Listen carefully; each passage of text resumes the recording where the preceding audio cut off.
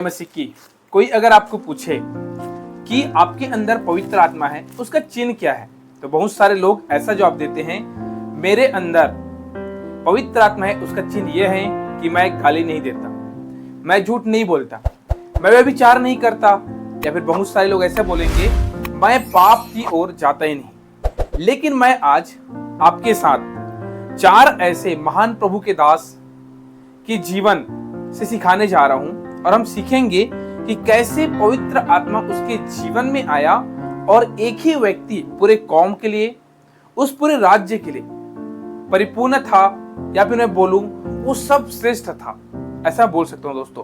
सो हम बात करते हैं सबसे पहले, जिस प्रकार से अगर मैं बात करूं पवित्र आत्मा के बारे में। सो पवित्र आत्मा हम सब जानते हैं दोस्तों, जिस प्रकार से उत्पत्ति उसके अगर 6 अध्याय और उसके 3 पद को मैं पढ़ूं तो वहां पे कुछ मनुष्य जाति के दुष्टता का वर्णन किया गया है कि किस प्रकार से यहोवा परमेश्वर पवित्र आत्मा मनुष्य को देता है और उसके बाद वो पछताता है।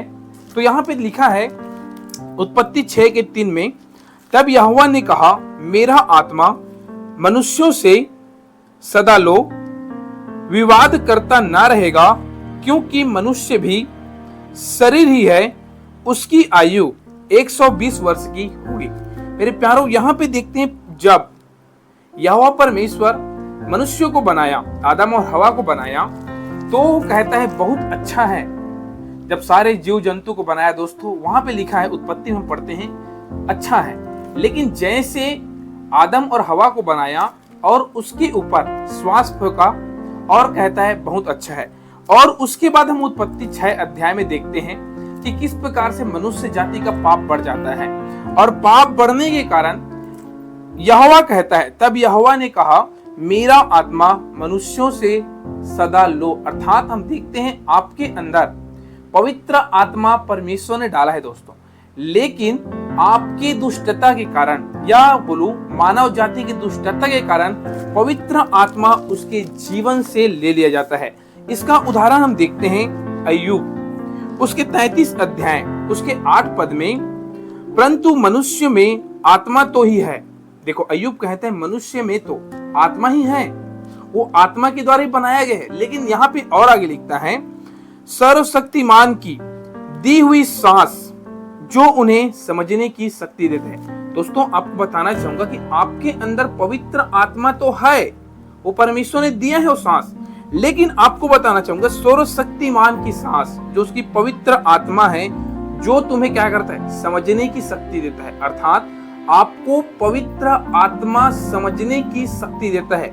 इस प्रकार से अय्यूब कहता है। अर्थात अय्यूब के बारे में हम सब जानते हैं कि अय्यूब कितना खरा व्यक्ति था, उसके धनवान कोई नहीं था, लेकिन वही अय्यूब कहता है, मेरे अंदर तो आत्मा है प्रभु, लेकिन मैं आपकी आत्मा के बगैर, अर्थात आपके पवित्र आत्मा के बगैर मैं अधूरा हूं, क्योंकि आप मुझे शक्ति देते हैं और आप ही मुझे क्या देते हैं, समझने की शक्ति देते हैं, बल देते हैं। इसलिए पवित्र आत्मा अय्यूब के जीवन में था, और पवित्र आत्मा सबके जीवन के लिए जरूरी है।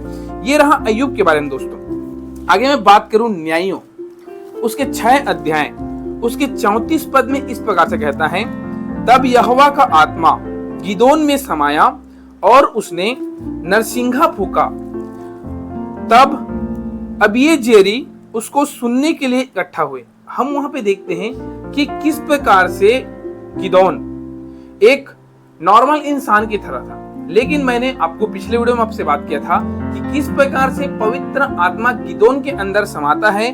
फिर गिदोन के अंदर पवित्र आत्मा जब आता है दोस्तों, तो वो कैसे, उसने कहा, यहाँ पे लिखा है, और उसने नरसिंघा फूका।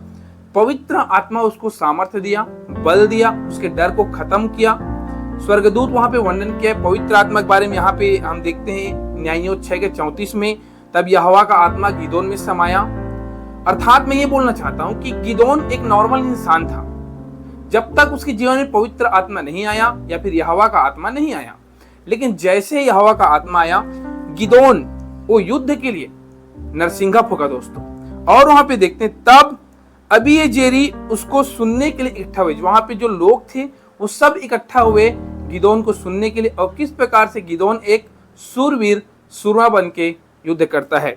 और मैं एक ऐसे महान प्रभु के दास के गवाही आपके साथ शेयर करने जा रहा हूं, जो बाइबल हम देखते हैं उसको हम देखते हैं न्यायियों 14 अध्याय उसके 6 पद में।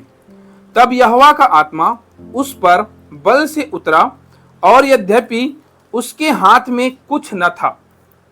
यहाँ पे बात हो रहा है दोस्तों, मैं बताना चाहूंगा सिमसोन के बारे में। हम सब जानते हैं सिमसोन के जीवन के बारे में, आपको अच्छी तरह से पता है कि सिमसोन का जीवन कैसे था।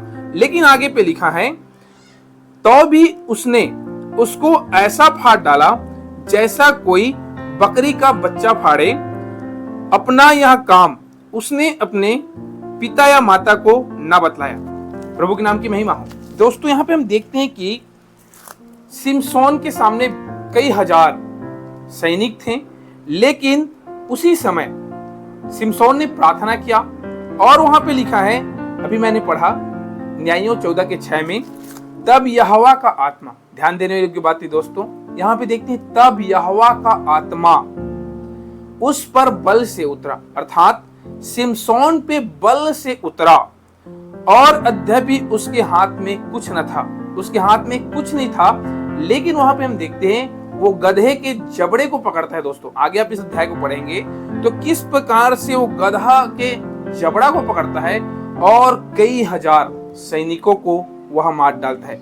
ये सिमसोन की ताकत से नहीं हो दोस्तों, याद रखना, ये पवित्र आत्मा यहोवा की आत्मा के द्वारा सिमसोन ने कई हजार लोगों को, कई हजार सैनिक को मारा। और यहाँ पे वही देखते हैं किस प्रकार से मारा, जिस प्रकार से एक बकरी का बच्चा रहता है और शेर उसको फाड़ डालता है, खा देता है, उसी प्रकार से वहां पे जो सैनिक थे उसको सिमसोन फाड़ डाला, काट डाला और मार डाला। याद रखना दोस्तों, हमारे और आपके जीवन में पवित्र आत्मा का होना बहुत ही जरूरी है। अगर ये सब बातें हमारे जीवन में हैं तो याद रखना आपके अंदर पवित्र आत्मा है। पवित्र आत्मा आपके जीवन में सब कुछ कर सकता है। और याद रखना, आपके जीवन में अगर पवित्र आत्मा है तो आप भी सब कुछ कर सकते हैं। इसलिए कहते हैं न तो बल से न शक्ति से, पर तेरी सामर्थ के द्वारा। इसलिए दोस्तों कभी भी पवित्र आत्मा को न बुझाएं, न उसे शोक करें, लेकिन अपने जीवन को पूरे पवित्रताई के साथ, धीरज के साथ मसीह दौड़ में धीरे धीरे आप दौड़ते रहे। डेफिनेटली आप उद्धार तक पहुंच सकते हैं, क्योंकि पौलुस कहता है जब जब मैं निर्बल होता हूं तब तब परमेश्वर आपकी आत्मा मुझ में क्या करती है, सामर्थ देती है। इसलिए सदैव आप प्रार्थना में, स्तुति में, आराधना में और पवित्रताई के साथ जिंदगी जिए। पवित्र आत्मा आपके मार्गों में, आप जहां कहीं भी जाएंगे, हर एक काम में आपकी सहायता करेगा। और डेफिनेटली दोस्तों आप भी सिमसोन की तरह, उस गिदोन की तरह, उस अय्यूब की तरह, उस दानियल की तरह आप भी विजय जीवन को प्राप्त करेंगे। सो प्रभु आशीष दें। दोस्तों अगर आप हमारे YouTube चैनल पे नए हैं तो आप हमारे चैनल को सब्सक्राइब जरूर कर लें, क्योंकि हम ऐसे ही बाइबल से रिलेटेड वचन इस YouTube चैनल पर डालते रहते हैं।